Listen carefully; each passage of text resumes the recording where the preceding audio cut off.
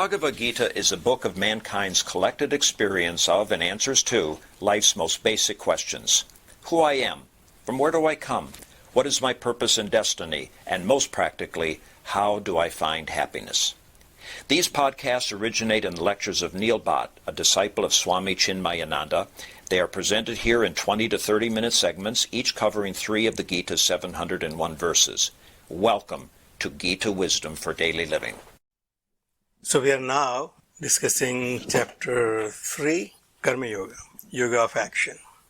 We have seen so far that Bhagwan says, Sa yagnaha prajaha sruštva pura uvacha prajapati anena prasivasyadvam esavaha tvastikamadag.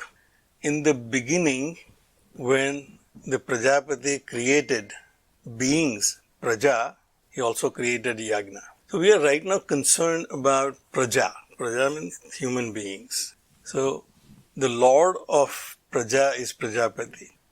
The one who propagates progeny is Prajapati. So from that perspective, all parents are Prajapati. So we are Prajapati for our Praja, for our children. So what we do for our children is, not that we have given them life or we created their existence, but we also have to create sustenance for them. So what we do is, we give them education. And then say, this education will be your milch cow. Use this education to get whatever you want. Prajapati is mentioned in Hiranyagarbha Sukta in Rig Veda.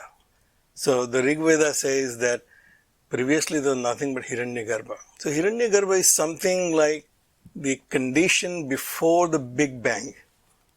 All the potentiality but no reality. So there is a singularity or the potentiality but no reality. So that Hiranyagarbha then out of its own potential, its own creative urge, creates a mind. This is also mentioned in Brihadaranyaka Upanishad and Chandogya Upanishad. Brihadaranyaka Upanishad describes the Hiranyagarbha thus. He says, first there was nothing but death and hunger. So that means nothingness. There is nothing.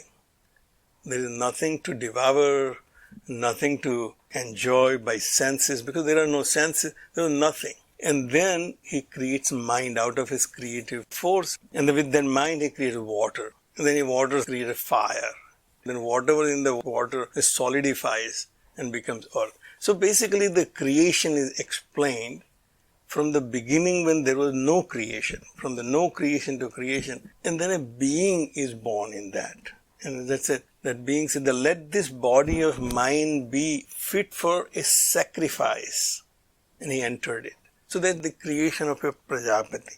In our modern day scriptures, we say Brahma is the Prajapati. Brahma is the creator, is the Prajapati.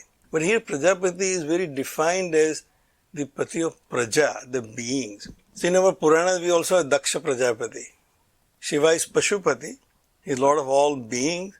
In Daksha, his father-in-law was a Prajapati. So there are several versions of this word Prajapati, but basically here in this case, it means the primordial being from which the Praja came. And then obviously that being was also concerned how this Praja will prosper. For any family man, his goal is to expand his family. So it actually says, Anena prasivasyadvam. May you propagate your progeny through this. May you multiply with this. We also can take it as, may you grow with this. And then it said that this yagna which I have created is your milch cow. The sacrifice that which I have created is the giver of all that you desire, all that you need. That's what Bhagwan started in saying. Sacrifice was created, the spirit of sacrifice was created at the same time the Praja was created. The Praja can only sustain itself by sacrifice. That's basically was the intention of that verse. And it almost seems like that the whole idea comes from the Brihadaranyaka Upanishad. The same idea is also in Kathopanishad. So basically there is a being who is the first created being. But this will be similar to the Christian theory of Adam being the first man. It says that anena prasivashadvam esaha vaha istakamadak. For you, this will be your milch cow. This sacrifice, the spirit of sacrifice will be all that you need. And then from that you can get anything that you want. Brother Upanishad also says that Prajapati has two types of sons. The one are the Devas and the other are the Asuras. Now even if we don't get into our Pauranic and Vedic theories of our Devas and Asuras, at our micro level, the Devas are our senses. And if I take care of my senses will take care of me. If I take care of my eyes, I will take care of my world of seeing. If I take care of my ears will take care of my world of my sound. My world will be taken care of if I take care of my senses. So he said that you nourish the Devas and Devas will nourish you. At a global level or universal, we can say Devas are the phenomenal forces, the nature.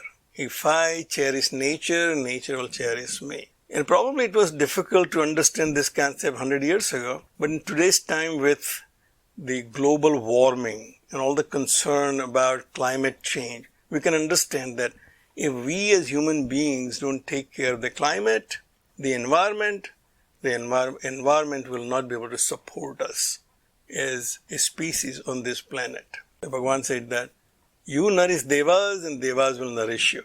And with that cooperative relationship, thou shalt prosper. Yagna sista asinaha santaha muchyante sarva kilbishaihi. The good people, the righteous one, they eat the remnants of the yagna. And by eating the remnants of the yagna, they are freed from all sins. So as we have seen that the idea is not to just take whatever is left over from yagna, but the product, the profit which we make out of our cooperative endeavor, that if I share only a portion which comes rightfully to me, then I don't have a guilty feeling. If I run a company, there's a profit, and if I don't become so greedy that nobody else gets, everybody suffers, but I get the lion's share, Bhagavan said, then you're a thief. As we have seen earlier, if you get the lion's share of what comes out of the collective activity, everybody has put their sacrifice in it, they put their efforts in it.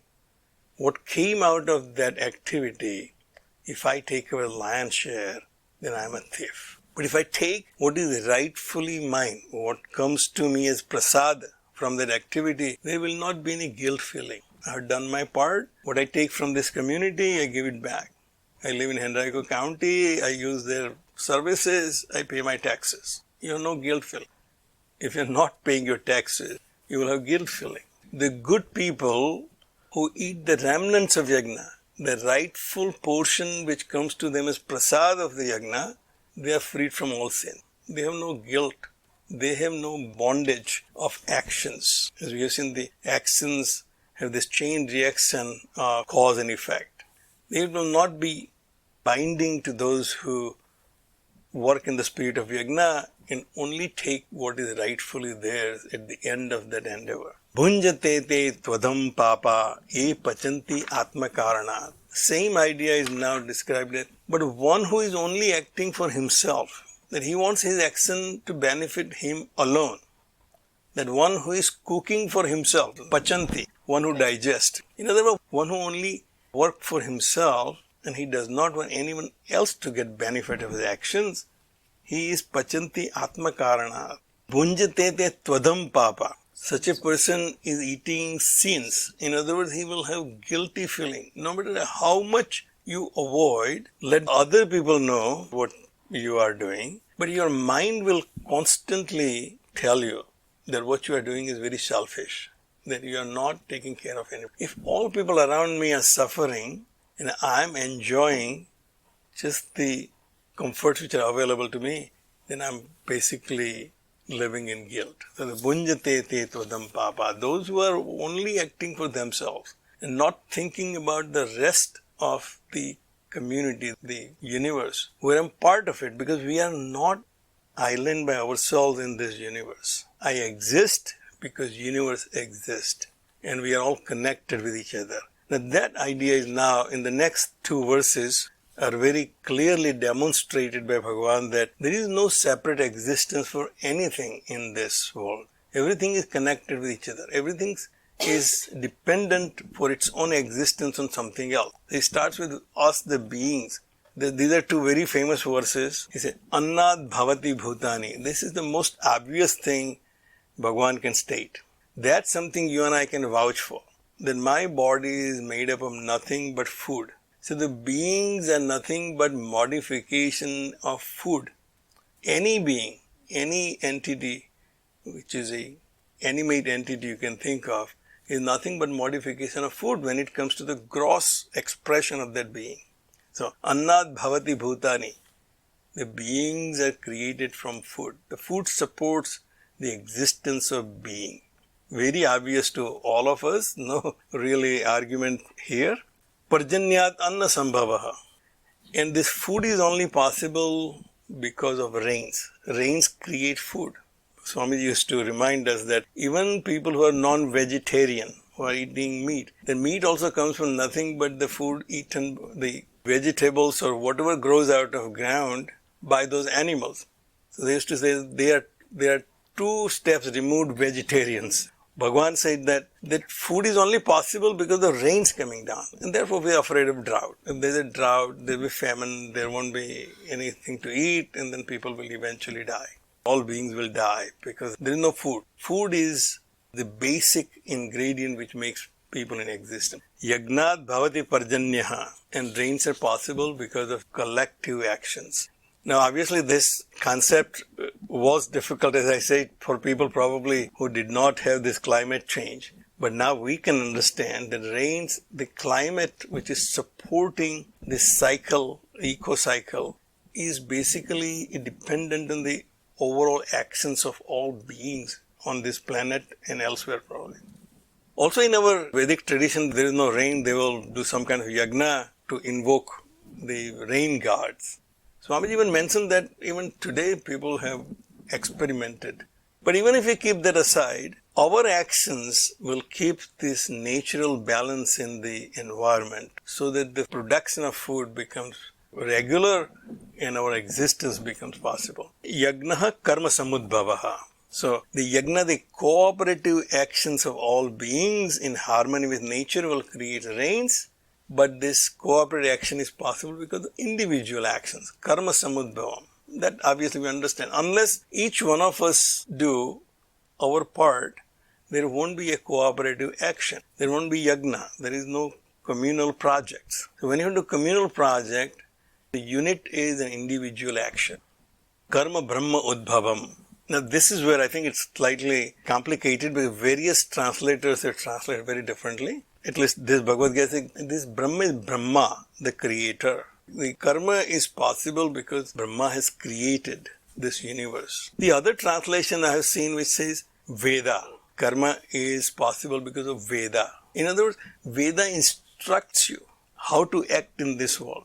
So we can go back to that ritualism. Veda says what karma kan to perform. And you are now performing karma according to that karma kan, and therefore this yagna is possible. That's one definition. Or you can also look at it as this universe, which is considered as the Brahma's creation, that makes the individual action possible. Without that, there is no individual action. So it's a karma brahma udbhavam. With the know that Brahma akshara samudbhavam.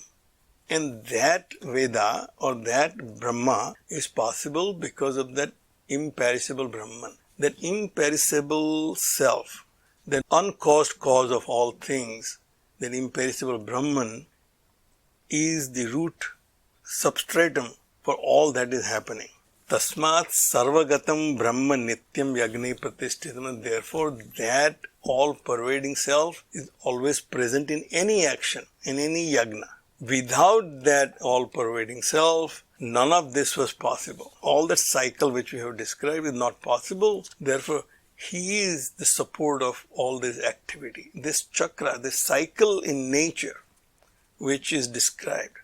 We can call it as natural cycle, eco-cycle, whatever, but we see that in nature, things work in cycle.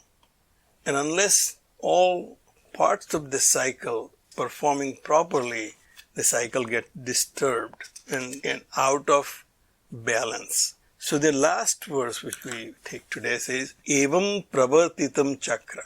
This cycle is thus revolving, set in motion by the Creator himself, Prajapati or Ishvara. So Hiranyagarbha, which we have talked about, is equivalent to Ishvara. The Ishvara, as we have discussed before, is Brahman, pure consciousness with the power of Maya, is Ishvara. When he, with his creative urge, creates, he becomes Ishvara. The cycle is set in motion by the Creator himself. Na vartayati iha yaha. One who does not follow that cycle. One who is not following the discipline of acting his part in that cycle. Aghayuhu indriyaramaha mogham parthasa jivati. Such a person is living in sin. Indriyaramaha. He is engaged in nothing but sense pleasures only. He is not concerned about his own well-being or the well-being of the society or well-being of all his family or well-being of his community or in the end the cosmic cycle or the nature, the environment. Such a person is living in sin and mogham parthasa jivati.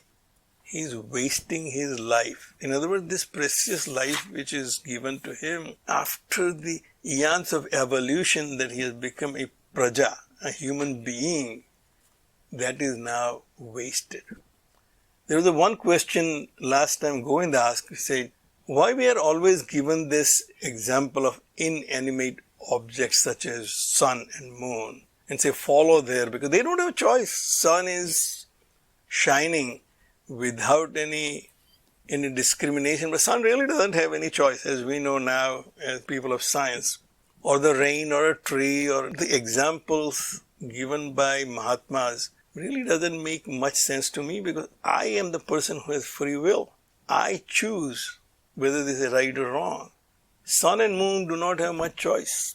They do what they are supposed to be doing as they are created. It is my theory that these examples are given because they are no different part of this universe as we animate beings are.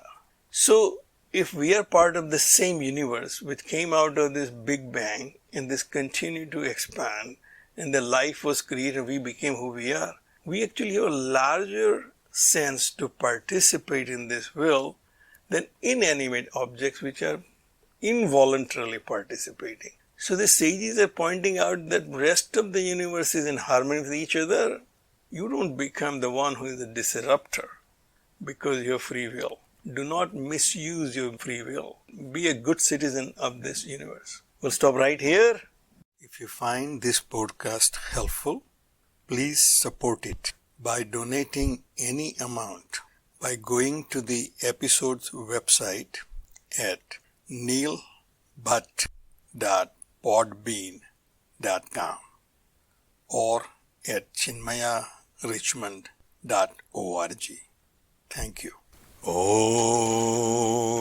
Sarve Bhavantu Sukhina Sarve Santu Niramayaha Sarve Bhadrani Pashyantu Ma Kaschid Dukkha Bhag Bhave. Om Shantihi Shantihi Shantihi.